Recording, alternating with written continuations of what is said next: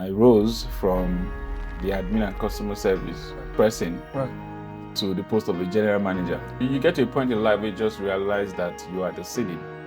And then the only option for you is to bust the ceiling or stay at that level. But from quitting my job with 47,000 naira last pay to moving into entrepreneurial journey, and 5 years down the line, we built multi-million-dollar projects. I used to tell my team members is that the first dream you need to unlock is yours. Because if your dreams are locked, you can't unlock anything. In the last 5 years, we've done over 27 site and service projects. For every entrepreneur, the first thing is you need to work on yourself.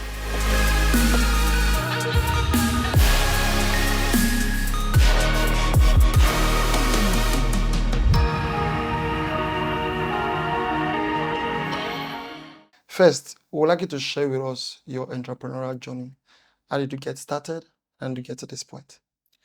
Interesting. So that would be about 14 years ago. And I got into real estate as a paid employee straight out of school, and that was my first job. And for me, when I got on that job, everything wasn't really in place. The company was a startup. I could remember that we were always sitting at the staircase, and there were no chairs, and we started buying the furniture gradually from the sales. But for the strangest of reasons, I just said to myself that I wasn't looking for another job. And I just told God that I'm not looking for another job, but everyone might need, He must always meet it. I'm just going to stay here.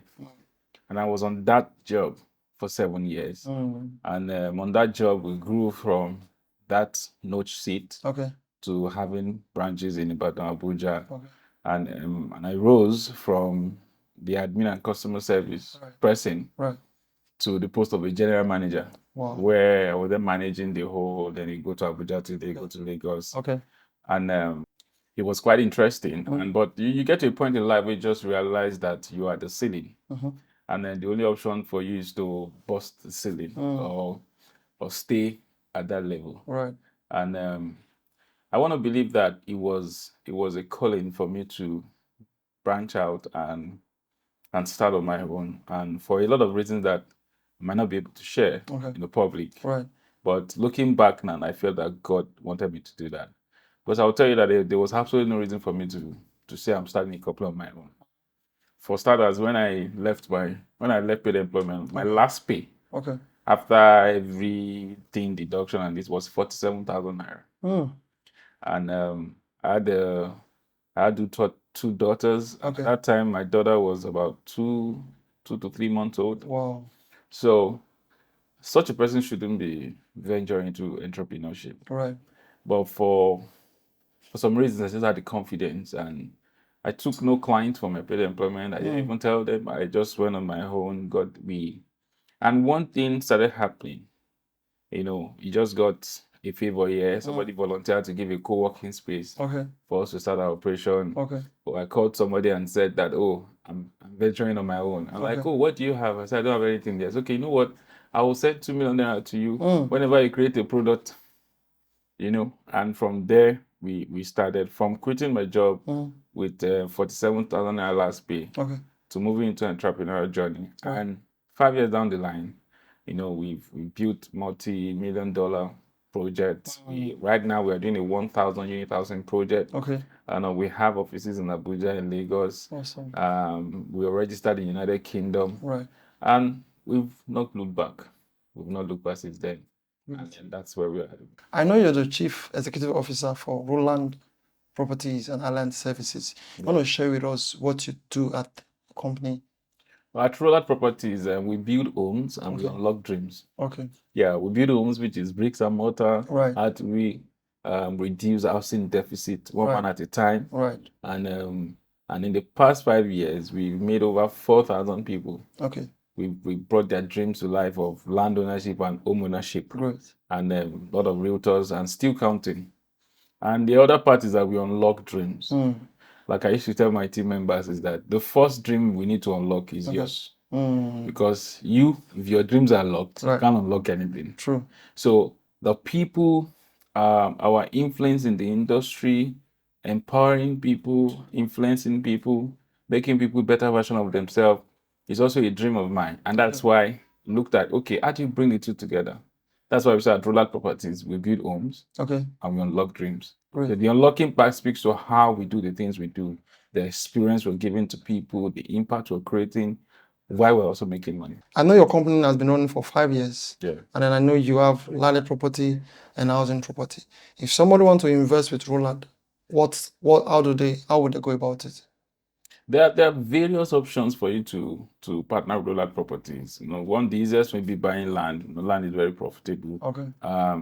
In the last 5 years, we've done over 27 site and service projects. Wow. Yes. 27. Opening schemes here and there, and inviting people. Some people bought land years ago for less than 1 million naira. Today, those lands are going for 10 million naira upwards. So, site and service, buying of land is one way. You can buy apartments. We have a lot of cash projects that can generate cash flow for you, good for rental income. We have this one coming. What's going to happen at Abijo GRA? We call it First Fountain Court. It's a terrace duplex, and under construction. It's a very, very viable project that you can join in. And we have this scheme that is it's very unique in the industry. Okay. We call it farm estate. Okay. Where it combines two things: land ownership and farm ownership. Okay. So you own the land forever. Right. But while you're waiting for your land to appreciate, for you to make capital gain on it, through our farm partners, we'll be running farming on those lands, meaning every year you get to make passive income. Right. That's like rental income on that plot of land. Okay. So these are various ways that you can be a part of our project, you can be a part of Rolad Vision. Okay. And at the same time, you can also make money for yourself. One thing I know entrepreneurs would often talk about when running organizations or running companies is finance. Mm-hmm. I would like you to share with us, how do you go about financing for your company? How are we going about it? Because it's a continuous. Absolutely. It's a continuous thing. But I want to say this, that for every entrepreneur, the first thing is you need to work on yourself. You need to work on yourself. I learned this very many years ago when I went to Oxford University in London, that the first thing investors look for is the brand. Right. And if the brand is not appealing and not doing well, investors won't touch you with anything. They won't even touch you with 10 football. And the first person in the brand is the CEO, the founder. Right. So it is very important that you work on yourself, you look the part, you package your business, your book is very important. Now, speaking to how we're going about it, it's a combination of many things, from the product sales to, private investors here and there, and leveraging our track record, because sometimes track record is very important to attract finance to your project. What have you done in time past? Packaging a track record, putting it out there.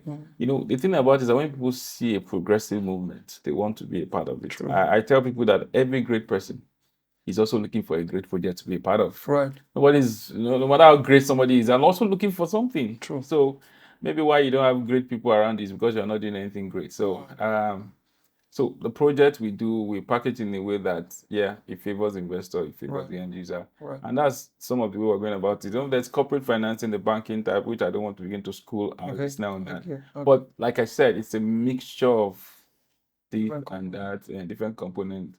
And that's what we're doing. I heard when you said just go at Oxford. Yeah. Okay. So let's talk a bit about your background and education. Where did you grow up? I grew up in Lagos, born and bred in Lagos. Great. And where did you school? Primary school, primary school. Yeah, Akoka Primary School. I wanted to say staff school, but I prefer to say Akoka Primary School. Okay. It was a public school. Okay. Yeah, and look how I turned out. Public school, not that bad. That's some positive for public school. Yeah. And I went to St. Finbar's College. Okay. That's where I had my secondary school. Then from there, I did my A-levels in Ilorin. Then I went to University of Ilorin for my first degree. Okay. I did my master's in business school, Netherlands. Right. And later I went to Oxford University, where I did real estate investment. Along the line, I did a course in construction management, University of Cape Town. Okay. Education is continuous thing, so maybe by next year, if you ask me again, you'll be added to most likely I've tried to hard and learn something new. Number one is know that family is number one. Okay. Number two is build a formidable team structure where you can then have people who can carry out assignment. When a soldier come and do something that they now wear their uniform, they're trying to tell you something without telling you. So my mama was like, the soldier go beat me. All man for himself. Everybody want to fly solo. And in United Kingdom, I see projects that developers come together and pick a location, and they want to do it. In Nigeria, half of the people who buy real estate are not as educated about real estate as they should, and so they want to bank on trust.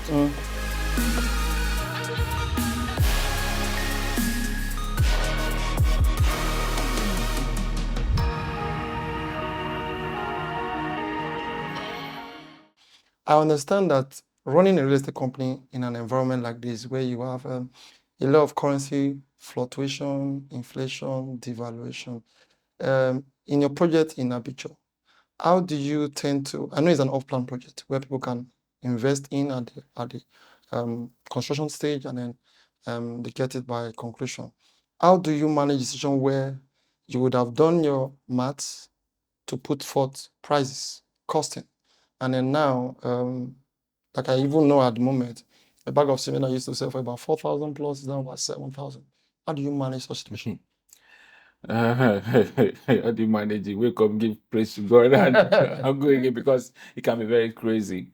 But talking about that project, that's the phase two. We did the phase one, and when we came out of the phase one, we came out in minus. And then I told my guys and my partners that we did not lose, we learned. We learned something. So that's cost of learning. Right. And what we did, or what we're doing with the phase two, is that number one, our price is set at finished product price. So some people come and say my property is a bit expensive than this. Like, number one, I don't know how the other person is doing it. I don't know. Yeah, I don't know. I can only guess, but I don't know. But I know what I know. I know my own books. I know my own cost.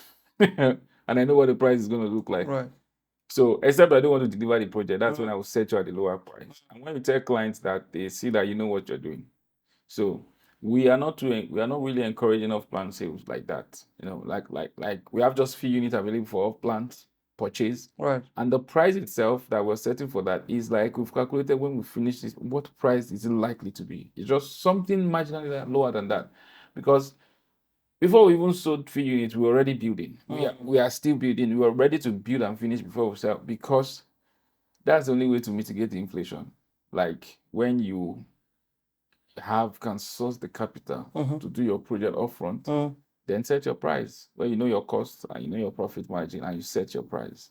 And if you're going to do off-plan sales at all, make sure it's just a portion for the off-plan sales. The project. Then, so that when you're done, you still have inventory that you can then use to maximize your profit. And that's the model we're running. You mentioned earlier your family, your kids. So how do you combine all of these that you're doing at Rolad Properties and Allied Services with managing family? When you put it that way, you make it sound like the work is the first thing, then the family is the second thing. No, actually, the family is the first thing. So I'd rather say, how do you do the family and still have time for the business? Yeah, that's how I would like to put it, because for me, family is the first thing. And I joke with some of my people, like, maybe I'll be more successful than this if I didn't prioritize family. But I have no regret.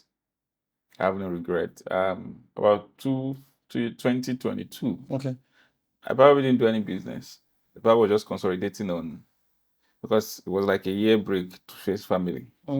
Yeah, because we were in a transition phase. So, and because of that orientation and because of that culture and that belief, it's not very difficult for me. I just know that family has to come first. Everything we're doing, if it's for the family, if it doesn't benefit the family anymore, then it's just nothing to me. So some other people can have other views about it, but for me, family is the bread of everything. And we have to make sure that there are times you go spend with the family. There are times where you sacrifice some things just for you to be there with your family. Then again, you also have to I also try to, I have a very formidable team. So delegating, empowering people. And that's why we like to train a lot. Because the more people you have who can do stuff for you, the more you have time to, to face other things. Running a one-man solo thing is going to tell on the family. So that's that for me. Number one is know that family is number one. Number two is build a formidable team structure where you can then have people who can carry out assignments. And I would say that is how I've been balancing it. And I think it's more of the mentality because I just can see how my family will be number two. I know you are the convener for Real Estate Nexus. Yeah. You want to share with us the vision of Real Estate Nexus? Yes. If you are in my sector and some of my colleagues, they will tell you that I speak a lot about collaboration. Because maybe I'm well traveled, I've seen quite a lot of things, and I wonder why we do things the way we do it here. All man for himself, everybody want to fly solo. And in the United Kingdom, I see projects that developers come together and pick a location. And they want to do it. And then government will then come and get involved, infrastructure. And they deliver very fast because it's a collaboration of people. So the first thing about Real Estate Nexus is how can we foster collaboration within the practitioners? Because whether we like it or not, we have a common problem. The last year edition, we spoke extensively on finance. Finance is the problem that cuts across. So why am I trying to solve the finance issue myself? Mr. B is trying to solve.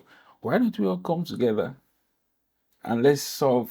I'm just coming out from the meeting where we talked about why are developers not doing this together?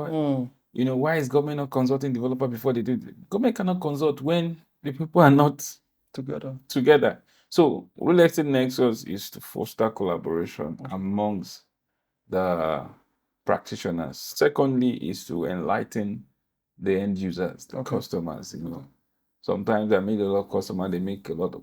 In Nigeria, half of the people who buy real estate are not as educated about real estate as they should. And so they want to bank on trust, which is not a bad thing. But trust is not the first thing. You should know. Knowledge. You should know so that you're now banking on I trust you. Trust me, but ensure. So it's also an avenue because we talked about mortgage. Some people even know that mortgage it's available in Nigeria. They don't even know the terms and conditions. So the Nexus also, the Real Estate Nexus also unpack things like that would benefit the Then it's also a platform for people that play in the value chain that could have one or two services that they can render to the developer. At the Median Edition, we have different companies, a paint company. So when they know that there's a conference that brings the developers together, rather than developers exhibiting to themselves, let the people that render services to developer come and be the exhibitors. So we can all find deals on the spot that, I'm looking for a furniture design, I'm looking for a painter. So I can find that in that Nexus. So that's another thing. Let's do supply chain. How can we aggregate supply chain inside one room? So those are the three key things that the Real Estate Nexus is addressing. And we're going stronger and bigger this year. When is the next edition? October. Great. I haven't discussed all of these. I would like to share with us in the journey so far in the last 5 years. What is that challenge that you have encountered in this entrepreneurial journey that you'd like to share with us? A major challenge you encountered? Many. Many. Even now, there are challenges. There are challenges a lot. But there was one that happened our first year. After quitting your job for 7,000 naira and then delving into the journey and it was the first 2-3 months was, oh my God, it was crazy.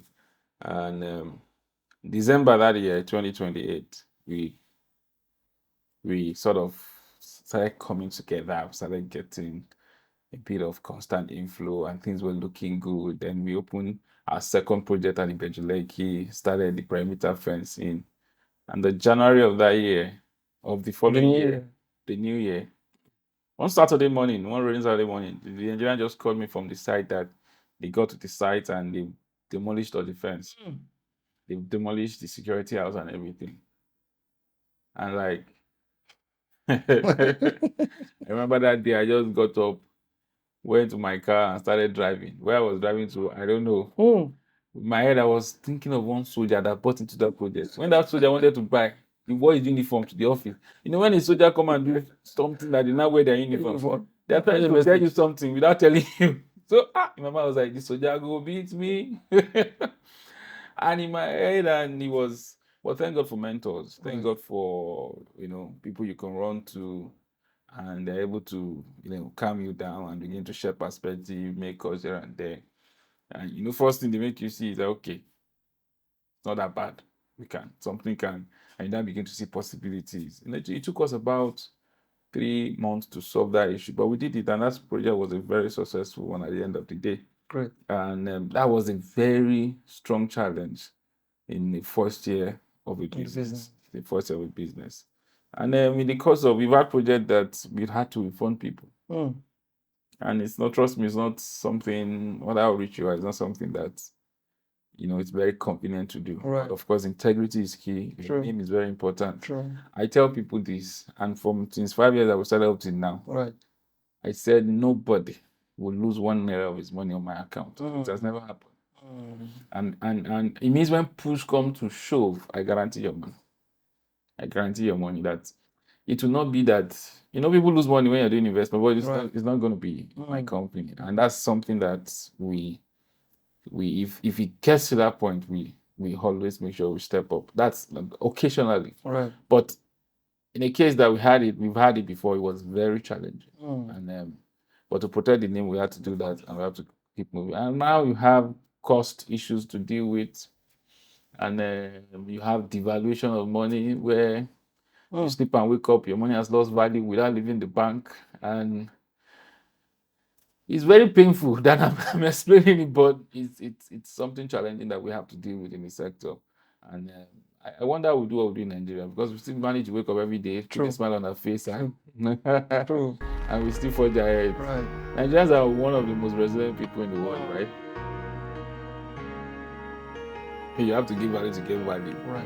So mentors are not there to serve you; they are also there to extend value. So be a value giver too. Right. To attract value. The greatest advice I've received is understanding the difference between mission and method. For this time, as an entrepreneur, is that you must camp around what works. It's not the time for unnecessary innovation. It's not the time for that. The market is so volatile, so uncertain. Like sometimes things can just be rough. I want to encourage you to keep reading. Stay alive. Better times are coming. Right.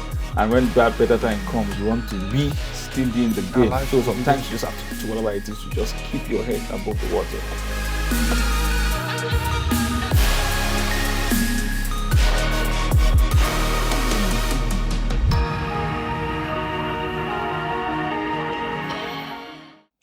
When you're answering that question, you mentioned methods. Yeah. As an entrepreneur, how can one go about sourcing for methods?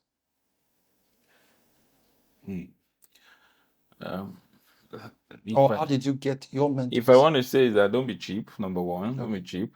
You have to give value to get value. Right. So mentors are not there to serve you; they are also there to extend value. So be a value giver too. Right. So attract value. Okay. Right. And when you're sourcing for mentors, look for people who their track record can enhance what you want to do. Mentors are people where you can ride on their shoulder and assess things you want to do, and they are comfortable having you. They believe in your dream. For me, it's very important to me that a mentor believes in what I'm doing. So if you don't believe in what I'm doing, then there's no point. So find people who believe in what you are doing. Be humble enough to submit yourself. Some people say they're looking for mentors, but they're not ready to listen. Mentors are not there to endorse what you want to do. They're there to tell you how it is. So if you are not humble enough to listen, okay, it's not going to work. I have, for example, I have a few mentors that they're always there for me all the time. One of them is you mentioned before, he said Pastor Adesoya. I just saw that a lot of successful people in this sector were in his cohort. And for me, I believe in osmosis. Osmosis is things move from region of lower concentration to higher concentration. All right. So it means that if you join them by osmosis, you too should feel something and all. I'm like, okay, why? And when I see circle of great people, I want to be there. Right. So, and for me, it was no brainer that this person must be offering something that's making people flock around him. So, of course, I reached out, and it's been a fantastic journey. But beyond that, there are different mentors for different phases of my life, and different people play different role in my life. I have spiritual leaders. It's just very important that you have all this structure as an entrepreneur. You see, the journey of an entrepreneur, of a CEO, can be very lonely. You are with a lot of people, but not a lot of people can understand your pain point. So even though you share, you're like, oh, yeah, God will do it. They can just pray for you, but they can't really understand the depth of what's going on. And even you might not be able to articulate it as much as you feel inside of you. So that's why you need those structures. And you need people who don't care about your title, can tell you when you're wrong, and can point you in the right direction. Those only people can open doors. Mentors open doors, one phone call here and there. I just got an endorsement for something that I can't talk about now yet, and it was from a mentor. And if when we were telling the names of people who wanted that thing, but the man insisted that no, I am going to be autocratic about this. I am giving it to this person. And I asked him, sir, why? He said, I spoke to this person. You came highly recommended. That's power of mentors. One recommendation, and you are riding on eagle's wings, right? So yeah. Congratulations. Thank you. As an entrepreneur out there listening to us, what would be that best advice you had gotten in the journey that you like to share? Like we earlier said, the challenges are numerous, but what would be that advice you had gotten that you like to share? Yeah, the greatest advice I've received is understanding the difference between mission and method. Mission is where you are going. Okay. Method is how you want to get there. Okay. The how is always changing. If you camp around the method, you will expire with the method. But if you camp around the vision, you will survive. So typically, let me use my sector, or let me use what we cannot understand, shoe. The mission of a shoe is fashion and to cover your legs. That's the mission. The method is that there's flat sole, there's heel, there's that. You can't camp around a certain type of shoe and say it must be this thing, because trend changes, things are changing. And that advice is even more than valid now, where you cannot even plan 1 year. All these yearly retreats, you just plan, but the plan is really on a weekly basis. Correct. Because you cannot say, oh, we have planned to do this year. And you're now, some strategies expire before execution. True. You can't still just go ahead and execute because I love the strategy. So that's method.